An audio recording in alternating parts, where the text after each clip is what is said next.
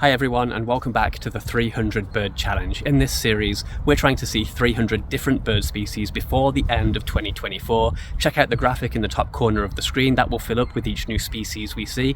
At the moment, we're at Rouge Park. There'll be a few other locations that we visit in this video. Stay tuned, we'll be back in a minute to tell you more about what's going on.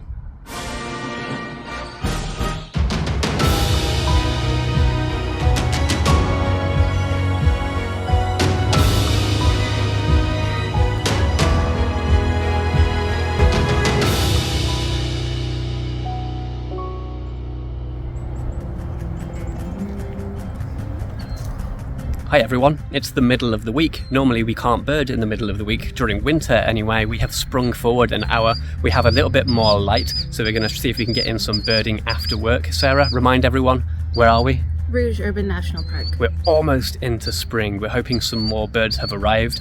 We'll have a few other stops, but we're going to begin here. And what's that in the background? I think you could probably hear a killdeer, so we're going to try and track that down. That would be a new bird. Stay with us, let's see what else we can find.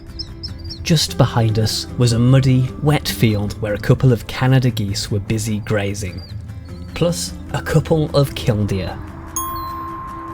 One observed us with vigilance from behind the certain safety of a tuft of grass, so I moved around to get a better view.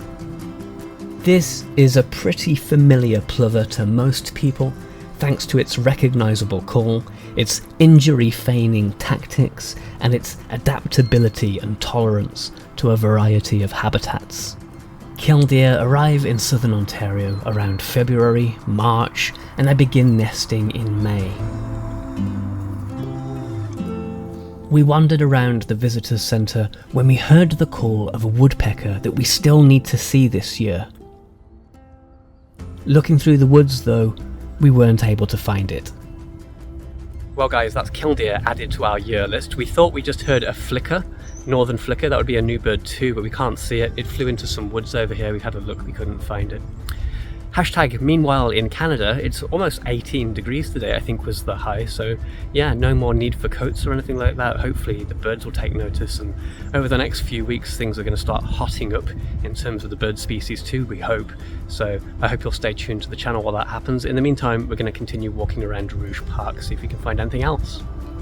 We did see a pair of downy woodpeckers playing peekaboo, and a pair of white-breasted nuthatch too, picking away in the crook of these branches.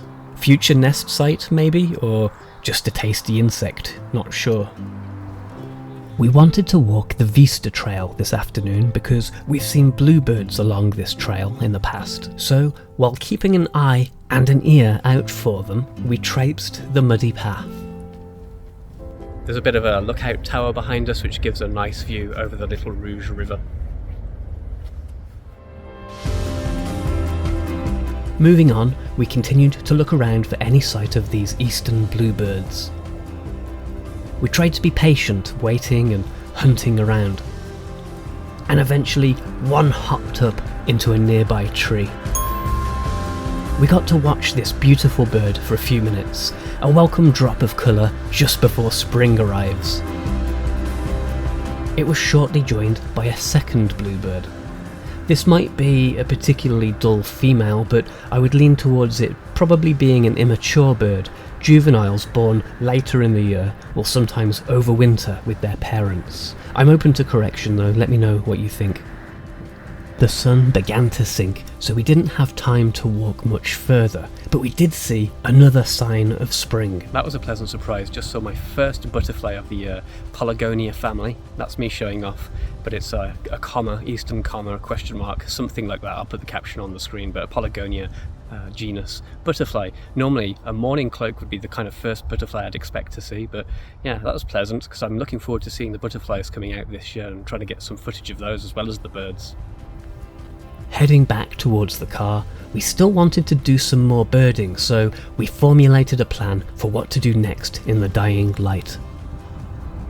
Okay guys, we've picked up a couple of species. I think we have another plan for later tonight. Although the sun is going down, American woodcocks have started to make their presence felt in southern Ontario.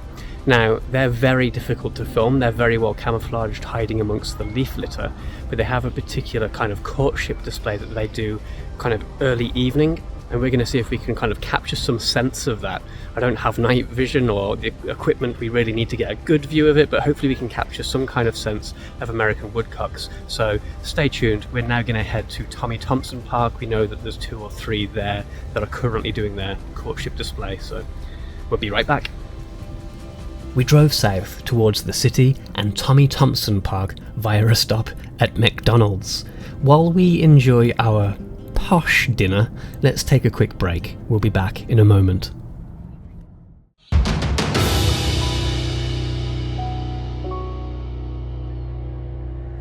Okay guys, we're at Tommy Thompson Park and Sarah's going to give you a bit of information on exactly why that is.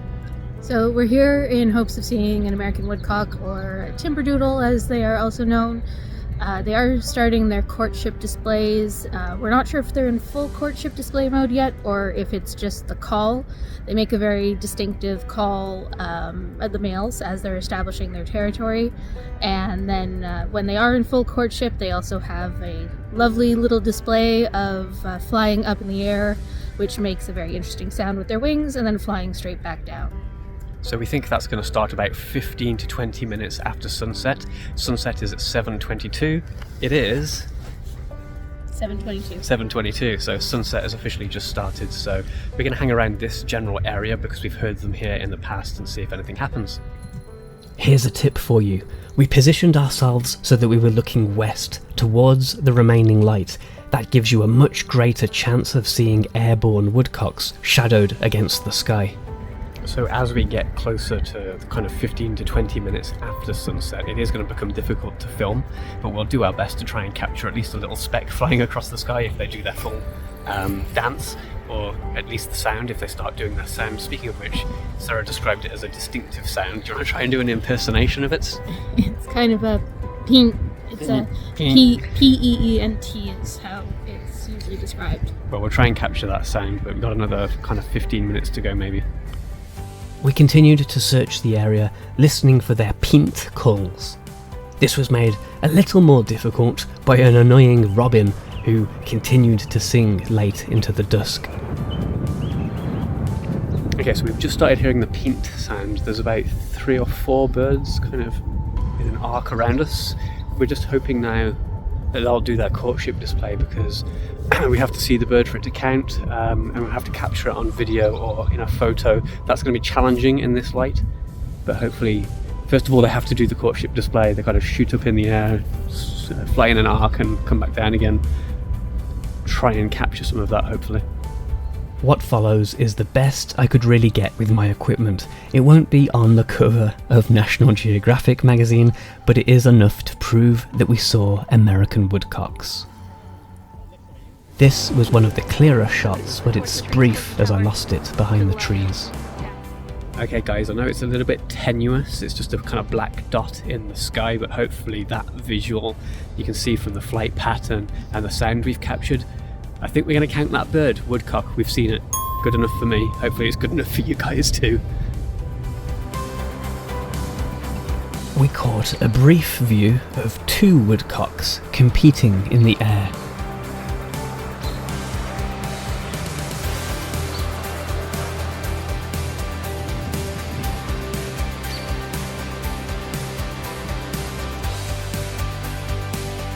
In this shot, you can hear the sound the air makes through the bird's wing feathers. Pretty pleased with that. We saw a few displays of those American woodcocks with the naked eye, and I think I got enough footage to get away with counting that bird. It would be nice to see one in the daylight, but they're very elusive birds. But we're counting it anyway. That's 3 birds today with the 2 that we saw earlier. That's the end of our evening, but this video continues. We have other plans. Stay tuned to find out what they are back after this break.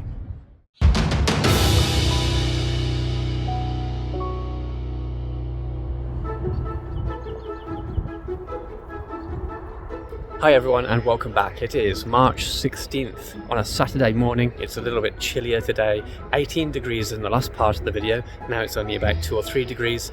Anyway, we're at McLaughlin Bay. We're back with our friends Jason and Spring. This is one of their favourite haunts. We're going to see if we can find any new birds. So far we've already seen a song sparrow at the trailhead. We're going to continue in, see if we can find any more birds. We're going to stop at a couple of ponds first and then head down towards Lake Ontario. At McLaughlin Bay, we headed for a small pond to check for waterfowl. Initially, we were greeted only by mallards. But eating away at some American pussy willow catkins, we noticed a goldfinch. As we circled the pond, some hooded mergansers landed on the water. We watched them for a moment until I was afforded some really nice views of one of the males. As I've said before on this channel, the male hooded merganser is one of my favourite waterfowl. He's just so dapper looking. American tree sparrows are still around, but they'll begin to migrate north in late April, early May. We walked towards a small marsh called Greg's Pond, where I unfortunately flushed a couple of green-winged teal, leaving behind just these two gadwall.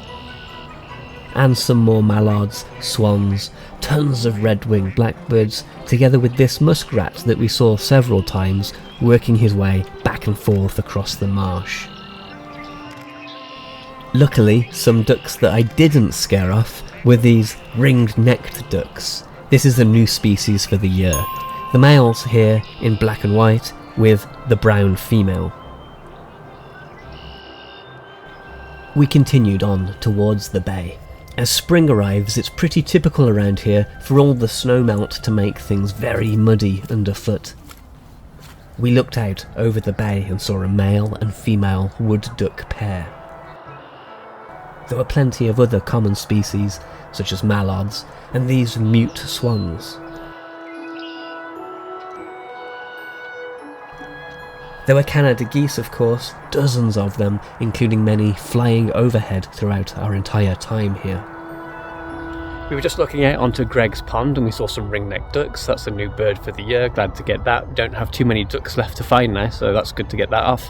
We're now kind of looking over McLaughlin Bay behind us. Saw a few species out there too. A pair of wood ducks, that was pretty cool. There's some mute swans out there as well. A few other species. We're going to keep pushing on towards Lake Ontario, see if we can find any more waterfowl.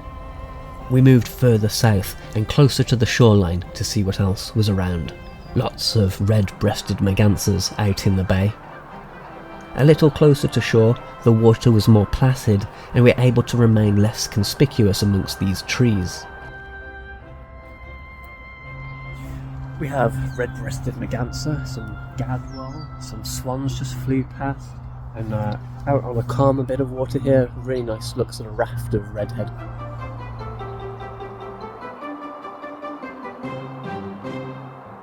We had to bushwhack a little due to the flooding as we strafed along the bay towards Lake Ontario, watched carefully by all the male red-winged blackbirds that are currently busy staking out their territories in preparation for the later arrival of the females.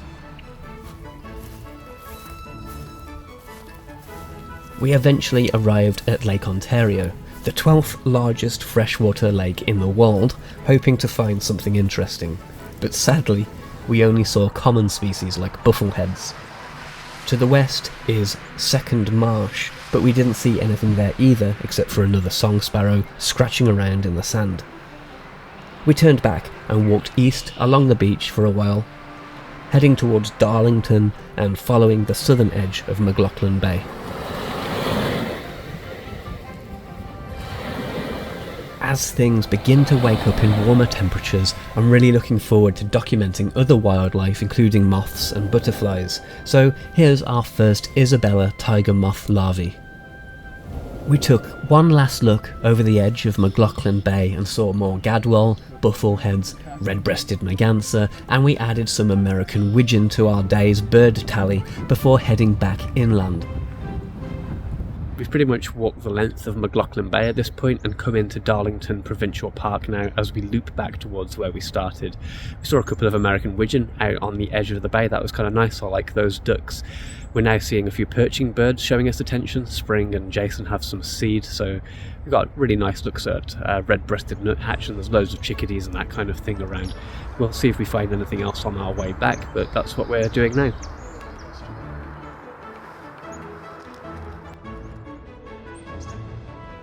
We decided to leave Darlington and McLaughlin Bay and try somewhere else.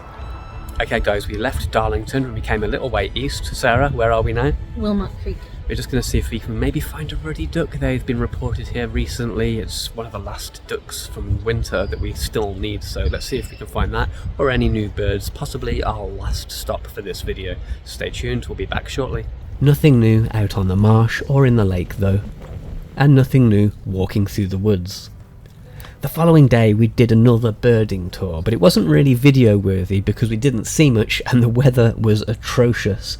We visited Tiny Marsh, located between Barry and Midland, and we saw our first brown creeper of the year out in some woods. It's another new bird. Okay, back to Wilmot Creek.